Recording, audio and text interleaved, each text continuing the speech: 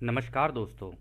Law of one यानी एक का कानून, या कह लीजिए एक का ज्ञान, या कह लीजिए एक के तरीके, यह उसका 13वें सत्र का तीसरा भाग है। दोहराया जाता है कि इस किताब द्वारा दी गई सभी सूचनाएं और जानकारियां आप जान भी सकते हैं, मान भी सकते हैं, नज़रअंदाज भी कर सकते हैं और सिरे से खारिज या नकार भी सकते हैं, क्योंकि यह आपकी फ्री विल है जो कि अनंत रचयिता द्वारा आपको दी गई है। एक बात और कही जाती है कि लॉ ऑफ वन पूरी तरह से फ्री है सभी के लिए। यदि कोई इकाई या व्यक्ति इसको निजी स्वार्थ के लिए इस्तेमाल करे तो वह उसकी व्यक्तिगत जिम्मेदारी होगी। तो दोस्तों, जैसे कि हमने पिछले सत्र में जाना कि ब्रह्मांड की रचना कैसे हुई, और हमने थोड़ी बहुत चीज़ें और जानी कि एआई में और क्या कहते हैं अनंत रचयिता की बुद्धिमानी में क्या फ़र्क है। बेसिकली फ़र्क क्या है तो दोनों ऑलमोस्ट देखने में एक जैसी। एक बिल्कुल उसकी आर्टिफिशियल है और एक बिल्कुल प्योर है, एक में जिंदगी है दूसरी डेड है।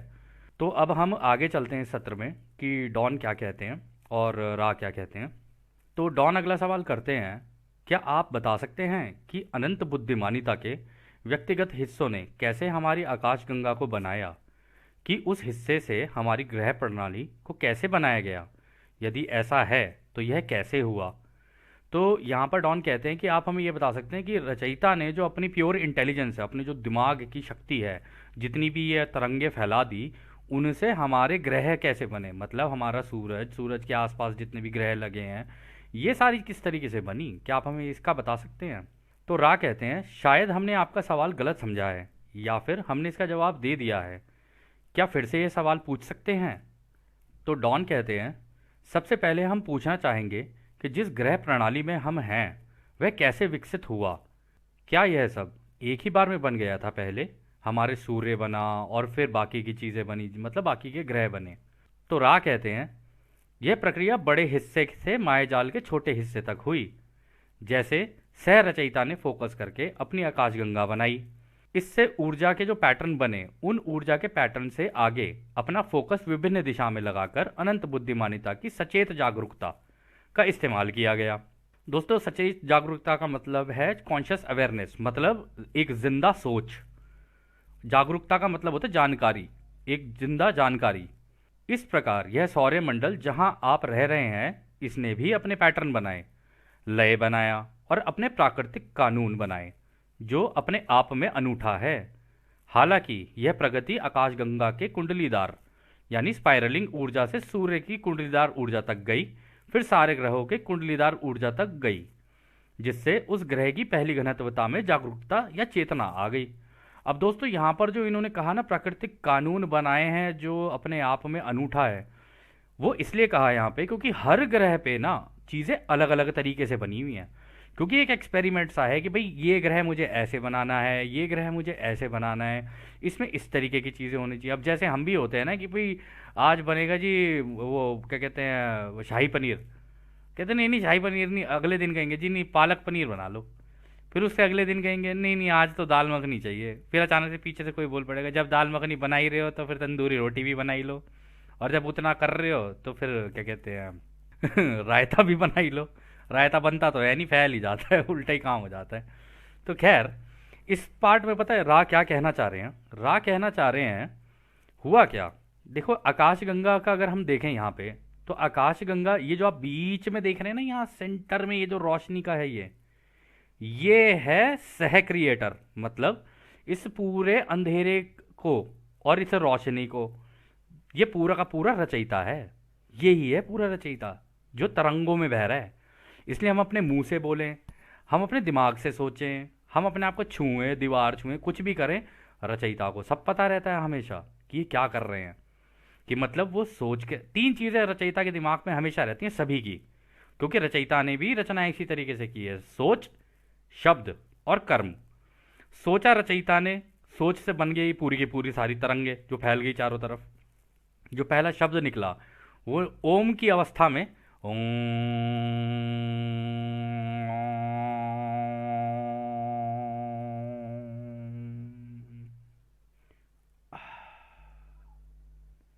ऐसे निकला ये, मतलब ओम करते हुए आह निकला, पर वो तो रचयिता है। और जैसे ही ये हुआ ब्रह्मांड में रचनाएं शुरू हो गई। रचनाएं किस तरीके से शुरू हुई? पहले हर जगह पे एक छोटा सा सह क्रिएटर बना, यानी रचयिता के बच्चे।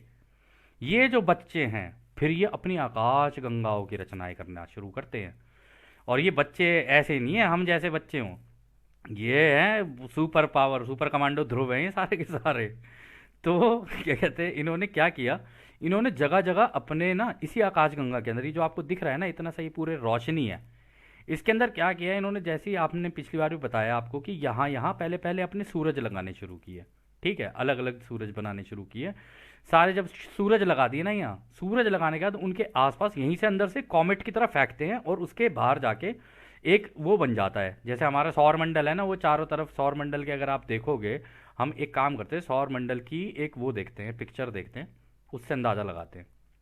हाँ तो दोस्तों, जैसा कि उन्होंने कहा कि भाई पहले अपने सूरज लगाने शुरू किए, यहाँ सूरज लगाए, फिर इस तरीके के ऑर्बिट बनाए। ये जो ऑर्बिट होते हैं ना, ये भी तरंगे ही होती हैं, ठीक है ना, लेकिन बनाई इस तरीके से होती हैं जैसे एक प्रॉपर बनाते हैं ना, कि मतलब एक कोई कोई रचना करता है तो किस तरीके से की जाए। जैसे हम भी अपने घर के अंदर रचनाएं करते हैं, कोई चीज़ करते हैं तो हम बड़े हिसाब से बनाते हैं उसको। घर का भी अगर बनाएंगे तो जी उसका जो खाका बनेगा वो पूरा बड़े अच्छे तरीके से बनेगा। तो यहाँ पर जी मरकरी लगेगा, यहाँ वीनस लगेगा, ये अलग होना चाहिए थोड़ा देखने में, इसके अंदर की चीज़ें अलग होनी चाहिए, भाई यहाँ पे लगेगी धरती, इसकी थोड़ी सी अलग होनी चाहिए चीज़ें, लेकिन टेम्पलेट सबका सेम रहेगा। ये मतलब ऑलमोस्ट सारे देखने में एक जैसे ही होते हैं, लेकिन थोड़ी बहुत चीज़ें इधर उधर, थोड़ी बहुत चीज़ें इधर उधर। जैसे बच्चे होते हैं ना कि बनाएंगे तो हाथी, लेकिन कहीं हाथी की सूंड का रंग अलग कर देंगे, कहीं कुछ कर देंगे, कहीं कुछ कर देंगे, कहीं कुछ कर देंगे। तो इसी तरीके के एक्सपेरिमेंट से चलते रहते हैं ये। ठीक है, तो इस तरीके से अलग अलग जगह पे अपनी सूरज लगाएंगे और फिर उनके आसपास ग्रह लगाना शुरू कर देंगे। फिर इन ग्रहों को दे देते हैं और सूरज को दे देते हैं आज़ादी, अब तुम अपने हिसाब से करते रहो। ये भी इनकी इच्छा ही होती है कि हमें बनना है, ऐसे नहीं होता कि ये भी ऐसी बना बना के लगा दी, ये इनकी इच्छा होती है हमें भी बनना है, हमें भी जीवन चाहिए। ये उस जो सह रचयिता है उनकी भी सोच में ये उत्पन्न होते हैं अपने आप ही। सोच में आपकी जो चीज़ उत्पन्न हो गई ना, समझ लो वो उसकी कोई ना कोई इच्छा है, वो इच्छा की वजह से ही उत्पन्न होती है, वरना सोच में कोई चीज़ उत्पन्न नहीं हो सकती। सोच का मेन कारण है इच्छा, बस ये। इसी में एक और फिर हम लोगों ने देखा भी इस पार्ट में क्या कहा रा ने, ये एक हमारे दोस्त ही हैं, उन्होंने हमें बना के भेजा, उन्होंने कहा कि अगर आप चाहें तो इसका इस्तेमाल कर सकते हैं। तो जैसे आप देख रहे हैं ये है पूरी की पूरी आकाशगंगा। ये अभी केवल हमारी आकाशगंगा की बात हो रही है, ऐसी तो पता नहीं कितनी अरबों खरबों पता नहीं कितनी बना रखी हैं, कोई लिमिट नहीं है, क्योंकि अनंत है सब कुछ। रचयिता ने तो सब कुछ ये अनंत बना रखा है, इसको काउंट नहीं कर सकता कोई भी। तो यहाँ पे बीच में जैसे ये सोने का सा इलेक्ट्रिक बार देख रहे हो ना आप, इसी तरीके का होता है ऑलमोस्ट देखने में। फिर क्या होता है कि जैसे हमारा जो सूरज है वो यहाँ पर मान लो आप, यहाँ पे हम तो बाहर की तरफ है, रियल जो एक्शन होता है वो तो यहाँ होता है बीच में सेंटर में। यहाँ पर भी जितने ग्रह हैं उन पर भी जिंदगियाँ हैं। ये मतलब अगर इस किताब के हिसाब से देखा जाए तो हर जगह जिंदगी है। तो वो कह रही थी यहाँ सूरज लगाया हमने, जब यहाँ सूरज लगाया तुम्हारा, तो अब हमने क्या किया, हमने इस सूरज की पिक्चर को यहाँ बड़ा कर दिया। ठीक है, यहाँ सूरज लगा दिया और यहाँ हमने अपनी धरती बना दी, इधर नीचे नीली सी छोटी सी, जैसा बना पाए वैसा कर पाए, लेकिन जिसने भी किया है ये अच्छा बनाया अपने हिसाब से। तो ये इसको कहते हैं इनर गैलेक्टिक सन, यानी ये सबसे बड़ा सूरज होता है जब। और ये जो हमारा वाला सूरज है यही अपने आप में इतना बड़ा होता है कि ये तो हमें लगता है कि हाँ ये छोटा है, छोटा नहीं है, ये बहुत बड़ा है। ये जो बाहर जो वो लक्ष्मण रेखा सी लगा रखी है ना उसकी वजह से छोटा लगता है, ये बहुत बड़ा है ये। और उससे भी बड़ा ये होता है बहुत ही, ये सबसे बड़ा होता है क्योंकि ये रचयिता है, ये सह रचयिता है। जितनी तरंगे फैली हुई हैं वो रचयिता है और ये सह रचयिता है, यानी उनके बच्चे। तो ये क्या करते हैं, यहाँ से इन्होंने अपना सूरज यहाँ लगा दिया, ठीक है, अब इनके आसपास ग्रह बना दिए। अब इन्होंने क्या कहा यहाँ पे, उन्होंने कहा कि इन सब के अंदर चेतना डाल दी। चेतना कैसे डाली, अंदर से ना ये जो चेतना आती है ना ऐसे यू रिंग बनाती हुई आती है, जैसे ये आ रही है ना, ये ऐसे स्पाइरल होते हुए जलेबी की तरह घूमते घूमते घूमते घूमते आएगी। और इनके ये कंपनता होती है, ये ही इनके अंदर कंपनता पैदा करती है, मतलब जैसे करंट की तरह होती है ना कंपनता। हम सब चलते हुए कांपते हुए होलोग्राम हैं हम सारे के सारे। और ये सारे के सारा म्यूजिक से बनता है। आपको लगे कि ये कैसे बनता है, हाँ ये सारा का सारा म्यूजिक से बना हुआ है। रचयिता ने सब, रचयिता का फेवरेट है म्यूजिक। अगर आप अपने कान के अंदर, हमने आपको याद होगा हमने कहा था ना वो पतली सी साउंड सी चलती है, एक आवाज़ सी चलती रहती है, हमेशा ही रहती है वो, कितनी भी कोशिश कर लो वो रहेगी रहेगी। वो रचयिता के म्यूजिक का महीन साउंड है, अगर उसे आप बड़ा कर दोगे ना और बहुत बड़ा साउंड होगा। यदि आपको देखना है कि भाई म्यूज़िक होता है सब चीज़ों में, तो आप चेक कर सकते हो यूट्यूब वगैरह पे कि क्या कहते हैं, म्यूजिक इन प्लांट्स करके अगर आप डालोगे ना तो आपको उसके बहुत सारे वीडियो मिल जाएंगे। लोगों ने एक डिवाइस बनाया, उनको टच किया तो उनके अंदर का म्यूजिक निकल के आ गया बाहर। तो हर चीज़ चलती फिरती म्यूजिक है, आप भी हम भी, होलोग्राम भी है, म्यूजिक भी है, बहुत सारी चीज़ें हैं हम लोग एक साथ ही। और फिर ये जो म्यूजिक बजता रहता है ना, इसीलिए हमारे कानों को म्यूजिक भी बहुत अच्छा लगता है। कभी कभी बोलते हैं हाँ जी ये गाना तो दिल को छू गया, मज़ा आ गया जी। तो मज़ा तो आ गया, लेकिन वो इसलिए मज़ा आ गया क्योंकि तुम तो खुद ही चलते फिरते म्यूजिक हो मेरे दोस्त, इसलिए मज़ा आ गया तुमको। तो ये इंटरगैलेक्टिक है, ये ऐसे स्पाइरल फेंकते हैं सबके अंदर, और ये एक सूरज से जाके जितने भी ग्रह हैं उन सब से होगी। इसी तरीके से ये स्पाइरल हर जगह चलेगा। जो जो सूरज लगे हुए हैं उन सब सूरजों को ये कनेक्ट करेगा, सारे सूरज आपस में एक दूसरे ग्रह को कनेक्ट करेंगे, और सारी जो जितनी भी चीज़ें हम कर रहे होते हैं वो हमारा सूरज इकट्ठा करेगा। सूरज इकट्ठा करके इन्हीं तरंगों से सीधे सीधे यहाँ पर इधर भेज देता है। ये ऐसे ही होते हैं, और यहाँ पे होता है हम सब के अनुभव रिकॉर्ड। सबसे बड़ा रिकॉर्ड यहाँ पर होगा, फिर उसके बाद कुछ कुछ यहाँ पर होंगे, यहाँ कुछ कुछ बीच के ग्रह होंगे, उन पे भी रिकॉर्ड बनते रहेंगे बनते रहेंगे बनते रहेंगे। ऐसे करके यहाँ से यहाँ रिकॉर्ड भेजा, यहाँ से यहाँ रिकॉर्ड भेजा हमारा, यहाँ से यहाँ भेजा, यहाँ से यहाँ भेजा, भेजते भेजते भेजते भेजते मेन रिकॉर्ड सारा अंदर होते जाएगा, छनते हुए पूरा अंदर जाएगा सारा का सारा। तो इस पार्ट में राय यही कह रहे थे कि भाई इसी तरीके से इसी तरंगों की वजह से सब में चेतना आ गई। चेतना मतलब हम जितनी भी चीज़ें कर रहे हैं सारी की सारी अपनी चेतना से कर रहे हैं, चेतना की अवस्था में, कॉन्शियसनेस जिसे बोलते हैं। ठीक है, और इसी के थ्रू, इसी कॉन्शियसनेस का इस्तेमाल करके, इसी चेतना का इस्तेमाल करके हम जानकारी प्राप्त करते हैं, अवेयरनेस कहते हैं जिसे। अब किसी चीज़ की जानकारी होना और ना होना दोनों ही जानकारियां हैं। ये ज़रूरी नहीं है आपको सब कुछ पता हो, लेकिन जानकारी कहीं ना कहीं तो है। कुछ चीज़ नहीं जानने का मतलब ये नहीं है कि जानकारी नहीं है, जानकारी तो किसी ना किसी तरीके की है ही। जो आपको पता चल गया वो जानकारी आपको पता है, जो आपको नहीं पता है बस वो जानकारी आपको नहीं पता है, लेकिन वो जानकारी है। सिंपल सी बात। तो अगला सवाल डॉन करते हैं, क्या आप हमें बता सकते हैं इस ग्रह के पहले घनत्वता के बारे में? तो रा कहते हैं, इस ग्रह मतलब हमारे ग्रह के बारे में। तो रा कहते हैं, हर चरण हमें याद दिलाती है कि बुद्धिमानिता बस एक जागरूकता है, जानकारी है रचयिता के सारे कानूनों की। किसी भी ग्रह के वायुमंडल में हर चीज की शुरुआत एक धमाके से होती है, और वो ऊर्जाएं अपने अनंतता में दिशाहीन यानी अनडायरेक्टेड और अनियमित यानी रैंडम होती हैं। आपकी भाषा में यह आत्म जागरूकता सेल्फ अवेयरनेस का ध्यान केंद्रित करती हैं, यानी वे अपने आप को जानने की कोशिश करती हैं। इस प्रकार लोगोज मूव करते हैं। इस धमाके से अंधेरे में जो रोशनी आती है, सह रचयिता ने जो पैटर्न बनाए होते हैं और जो उसके कंपनता का लय होता है, यह सब एक तरह का अनुभव होता है। इन सब से पहली घनत्वता की शुरुआत होती है, जो कि चेतना की घनत्वता होती है। इस वजह से खनिज पदार्थ, मिनरल्स और पानी का जन्म इस ग्रह में होता है, जो आग और हवा से जागरूकता सीख रहे होते हैं। यही पहली घनत्वता होती है। तो इस केस में दोस्तों क्या कह रहे हैं, ये कह रहे हैं कि जब मान लो पहले अब सूरज लगाए, अब सूरज के आसपास ग्रह लगाए, तो ये जो ग्रह लगते हैं ये ऐसे नहीं लगते कि पूरा का पूरा ग्रह उठा के यहाँ पे लगा दिया। ये तो अंदर से रोशनी की तरह, कॉमेट की तरह आते हैं, तेजी से दौड़ते हुए जुंग करके इसके अंदर फंस जाएंगे और घूमना शुरू कर देंगे। यहाँ पे गोल गोल गोल गोल गोल गोल गोल गोल घूमना शुरू कर देंगे, अपनी जगह पे भी घूम रहे होंगे और इस पे भी घूम रहे होंगे, ऐसे होता है ये। लेकिन शुरुआती दौर में ये फटते हैं एकदम से, धूम करके एकदम से फटेंगे, और फिर जो बाहर होंगे ना, फिर बाहर से अंदर यूं खिंचते खिंचते खिंचते खिंचते फिर अंदर आना शुरू होंगे। फिर घनत्वताएं बननी शुरू होंगी। पहली घनत्व यानी आग, पानी, ये सारी चीजें ना आपस में एक दूसरे से घुल मिल रही होती हैं, एक दूसरे को जानने की कोशिश कर रही होती हैं और खुद को भी जानने की कोशिश कर रही होती हैं, और धीरे धीरे मिनरल्स वगैरह ये सारी की सारी चीजें बननी शुरू हो जाती हैं, और ये एक अनुभव को जन्म देती हैं। खुद जो बन रही होती हैं, खुद जो सीख रही होती हैं, ये सब चीजें अनुभव होती हैं इनकी भी, इनके अनुभव भी और हमारे अनुभव भी, सब मिला के एक ग्रह के अनुभव बनते हैं। तो अगला सवाल डॉन करते हैं, क्या पहली घनत्वता और अधिक जागरूकता के लिए प्रगति करती है? तो रा कहते हैं, ये जो कुंडलीदार ऊर्जा होती है जिसमें प्रकाश की विशेषताएं होती हैं, वो सीधी रेखा में चलती हैं पर साथ में गोल गोल घूमती भी हैं। इस प्रकार से ये कुंडलीदार ऊर्जा से वेक्टर बनता है, जो ऊपर की तरफ से बढ़ते हुए अनंत बुद्धिमानिता की ओर बढ़ती जाती है। इस प्रकार पहली घनत्वता की सोच हमेशा दूसरी घनत्वता के सबक सीखने की तरफ जाती है, जिससे वे अपने इच्छा से आगे बढ़ते चले जाते हैं, यानी उनका विकास होता है, ना कि विघटन या अनियमित परिवर्तन, रैंडम चेंजेस जिसे वो बोल रहे हैं। तो कहते हैं कि ये तो बनता ही चला जाता है, बनता ही चला जाता है। पहली घनत्वता जो होगी ना, इसके हिसाब से अगर हम देखें तो ये जो है ना, ये आप देखो, ये इसे वेक्टर बोलते हैं दोस्तों। ऐसे ऐसे ऐसे ऐसे लच्छेदारी आती रहेंगी, लेकिन बीच में से एक लाइन भी चल रही है सीधी सीधी सीधी सीधी। इधर से चेतना आएगी इनके अंदर, इनके जो अनुभव होंगे इस लाइन से सीधे सीधे सीधे सीधे यहाँ से अंदर जाते रहेंगे। इस तरीके से चलता है ये पूरा का पूरा काम। और इन्होंने यहाँ पर कहा राने की ये जितने भी हैं ना, ये सारे के सारे अपने अपने अपने अपने अनुभव कर रहे होते हैं अलग अलग दिशा में।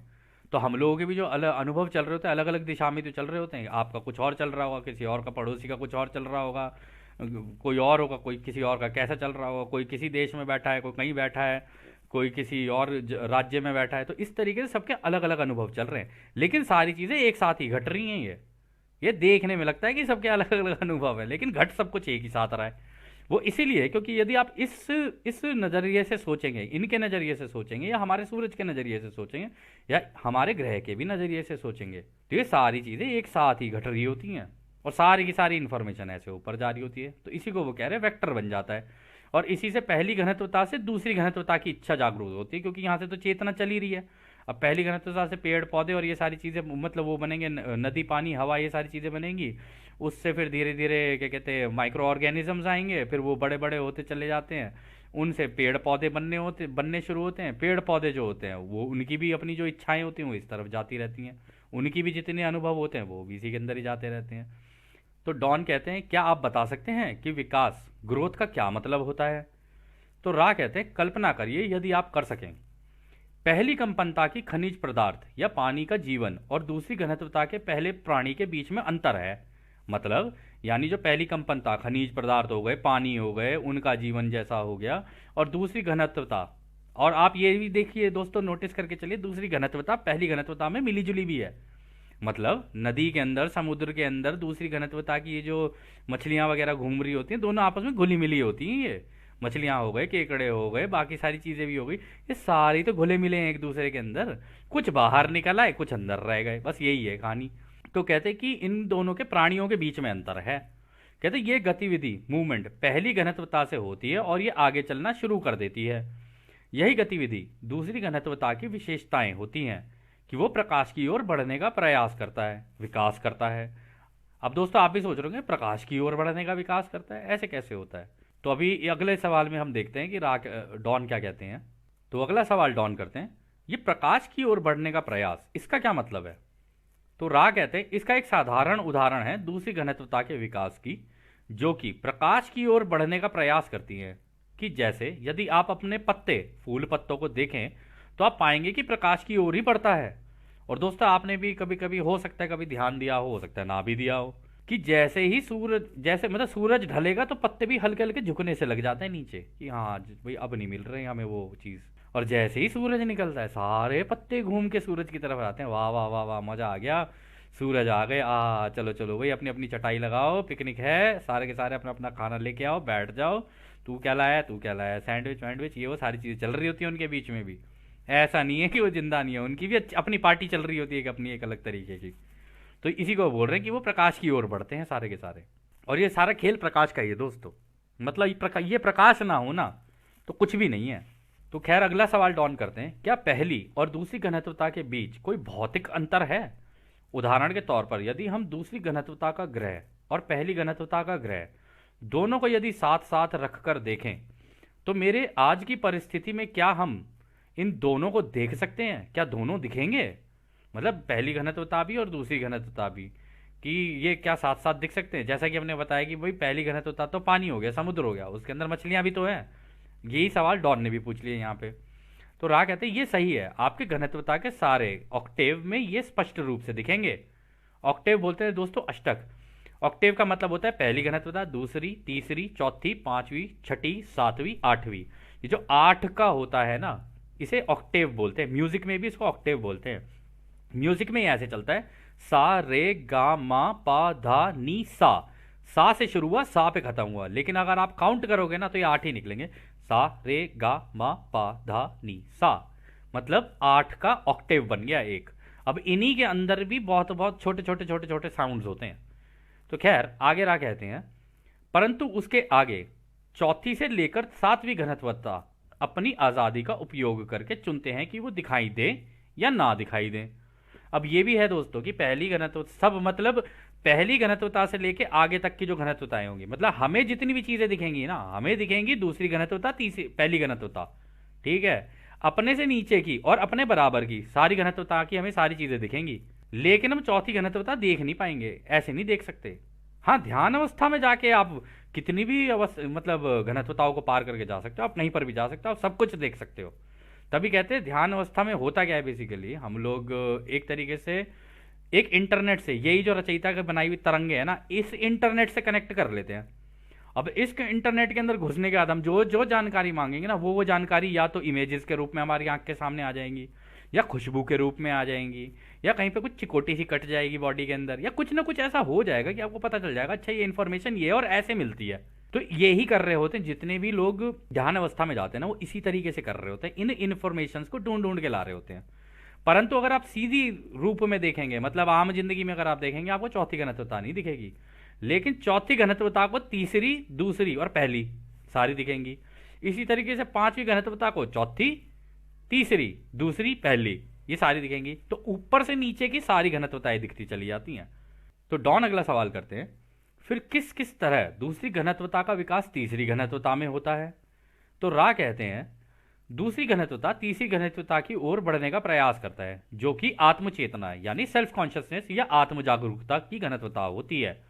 आगे बढ़ने का प्रयास उच्चतर हायर दूसरी घनत्वता के रूप में होता है, जब वो किसी तीसरी घनत्वता के प्राणी के संपर्क में आता है और आत्म जागरूक सेल्फ अवेयर होता है। इस तरह वो तीसरी घनत्वता में प्रवेश करने के लिए तैयार हो जाता है। जैसे ही वो तीसरी घनत्वता में जन्म लेते हैं, उनमें आत्मा आ जाती है और वे मन, शरीर, आत्मा का परिसर, कॉम्प्लेक्स बन जाते हैं। तो दोस्तों, जब तक दूसरी घनत्वता में के जो जानवर हैं ना, इनके अंदर आत्मा नहीं होती, इमोशंस होते हैं, बिल्कुल होते हैं, मतलब भावनाएं होंगी, सारी चीजें होंगी। और पहली घनत्वता में भी ऐसा नहीं है कोई मतलब आत्मा हो, आत्मा नहीं होती, लेकिन भावनाएं जरूर होंगी। नदी बह रही होती है ना, कभी आप उसका फ्लो देखोगे, कभी आप समुद्र की लहरों को देखोगे, उनका अपना इमोशन होता है, वो जो अपना प्रकट कर रही होती है कि ये हमारा इमोशन है, आज तो मैं इधर से उधर घूमते भी निकल जाऊंगी, आज इधर से उधर। हवा का भी यही होता है, मैं आज इधर से उधर घूमती हुई निकल जाऊंगी, ये कर। तो वो अपने आप को जानने की कोशिश कर रहे होते हैं, अपने आप को ही इंजॉय कर रहे होते हैं। आप ये सोच लो, अपनी ही सेल्फियां ले रहे होते हैं। इस तरीके से इसको समझा जा सकता है कि वो अपनी ही सेल्फियां ले रहे हैं और अपने आप को ही जानने की कोशिश करते चले जा रहे हैं सारे का सारे, क्योंकि सेल्फी मैंने ले ली है और सेल्फी मैंने ले ली है, ऐसे ही चलता है सारा काम। और फिर यहाँ पे जैसे राव ने कहा ना कि वो फिर सेल्फ जागरूक हो जाते हैं, मतलब कि अपने आप को जानता है। जैसी दूसरी घनत्वता का कोई भी जानवर किसी तीसरी घनत्वता के यानी इंसान के टच में आ गया और उसने इंसान के तौर तरीके सीखने की कोशिश की कि मतलब उनके साथ कैसे रहना है, क्या करना है, तो उसका जन्म फिर तीसरी घनत्वता में हो जाएगा, इंसान के उसमें रूप में। तब उन्होंने कहा है कि तब उसके अंदर आती है आत्मा, अदरवाइज उसके अंदर आत्मा नहीं रहेगी। तब वो जाके पहले वो शरीर और मन का होता है, उसके बाद में जाके वो बनता है मन, शरीर और आत्मा का परिसर, पूरा तीनों का मिला के, जिसे बोलते हैं माइंड, बॉडी, स्पिरिट कॉम्प्लेक्स। मतलब पहले उनके दिमाग भी होता है और शरीर भी होता है, लेकिन आत्मा नहीं होती है। जैसे ही वो उनके टच में आते हैं ना, तब उनके अंदर आत्मा ऑटोमेटिकली चली जाती है। ये तरीका ही इस तरीके से है। तो खैर, अगला सवाल डॉन करते हैं, इस समय हमारा ग्रह किस घनत्वता में है? तो रा कहते हैं ये ग्रह जिसमें आप रह रहे हैं अभी तीसरी घनत्वता में है, लेकिन चौथी घनत्वता में जा रही है। इसी कारण कटाई के समय थोड़ी दिक्कतें आएंगी। तो मतलब कटाई का मतलब दोस्तों क्या है, हार्वेस्ट का मतलब हम लोग बाद में देखेंगे। ये जो कटाई होती है ना, यही है वो सतयुग। सतयुग का मतलब कटाई ही है।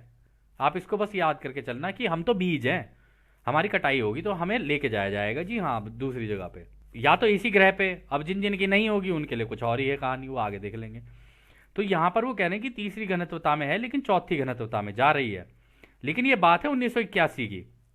अब ये ग्रह पूरा चौथी घनत्वता में घुस चुका है, मतलब घुस तो चुका ही है, आगे पता चल जाएगा। तो खैर, अगला सवाल डॉन करते हैं, तीसरी घनत्वता का ग्रह चौथी घनत्वता का ग्रह कैसे बनता है? तो रा कहते हैं ये आज का अंतिम सवाल होगा। जैसे कि हम कह रहे हैं, चौथी घनत्वता जब करीब होती है और अंतिम घंटे की तरफ बढ़ती है, तब घड़ी अपने आखिरी घंटे पर प्रहार स्ट्राइक करती है। तब तीसरी घनत्वता का ग्रह और तेजी से कंपनता कांपना शुरू कर देता है। इस वजह से तीसरी घनत्वता का ग्रह अगली घनत्वता की कंपनता में जाने की कोशिश करता है, उस सांचे में ढलने की कोशिश करता है। लेकिन उस ग्रह में रहने वालों के विचार रूप इस परिवर्तन काल ट्रांजिशन पीरियड में चाहे वो एक व्यक्ति की सोच हो या पूरे समाज की सोच हो, एक जगह ना होकर अस्त व्यस्त स्कैटर्ड होती है। इस वजह से यहाँ जो प्रेम की कंपनता प्रवेश हो रहा है, जिसे आपके लोगों द्वारा समझदारी की कंपनता भी कहते हैं, ये आज के समाज में इतनी प्रभावी इफेक्टिव नहीं है। इसलिए कटाई कुछ इस तरह से होगी कि आप में से बहुत सारे लोग तीसरी घनत्वता अब दोहराएंगे। मतलब सारे नहीं जाएंगे सतयुग में, अब वो दोहराएंगे अपनी। जिन जिन लोगों को ये लग रहा था ना कि जी सतयुग मिलेगा, मिलता नहीं है, कर्म करना पड़ता है उसके लिए, तो अब वो तीसरी घनत्वता दोहराएंगे अपनी। तो रा आगे कहते हैं, इस समय आपके ग्रह में घुमक्कड़, वे सारे गुरु और कई सारे दक्ष एडेप्ट लोगों ने पूरे प्रयास किए हैं कि कटाई ज्यादा से ज्यादा हो, फिर भी काफी कम लोगों की कटाई हो पाएगी।